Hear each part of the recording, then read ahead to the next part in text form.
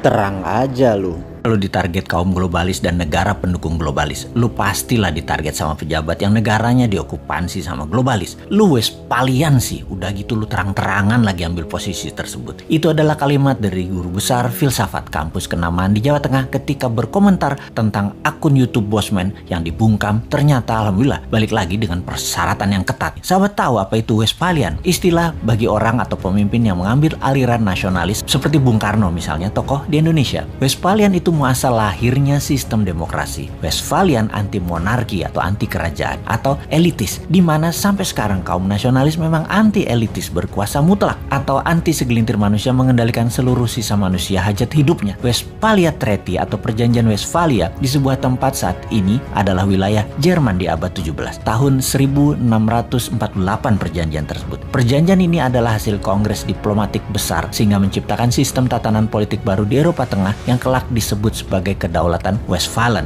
Sistem ini didasarkan pada konsep bernegara berdaulat yang tidak suka terhadap campur tangan pihak asing terhadap urusan dalam negeri suatu bangsa. Di sanalah muasal lahirnya istilah nation state atau negara bangsa. Sejak saat itu, monarki dunia mulai mengalami kemunduran hingga puncaknya terjadi Perang Dunia Pertama di mana Amerika merupakan negara Westphalian terbesar pada saat itu. Sejak akhir Perang Dunia Pertama hingga berakhirnya Perang Dingin 1989, ada 100 negara lahir yang kebanyakan bentuknya demokrasi nasionalis. Monarki dengan penguasaan elitis tidak tinggal diam. Ada 13 keluarga besar yang berbasis bisnis perlahan-lahan mulai menguasai dunia. Diawali sejak Perang Dunia Kedua yang menempel dengan Amerika. Mereka adalah globalis cabal seperti Rothschild, Oppenheimer, Rockefeller, Zucker, dan lain sebagainya. Lalu di tahun 1989 mereka menempel dengan Tiongkok, membuat baik Amerika maupun Tiongkok saat ini berafiliasi kepada globalis. Globalis itu monarki 2.0, anti nation state yang saat ini menguasai 99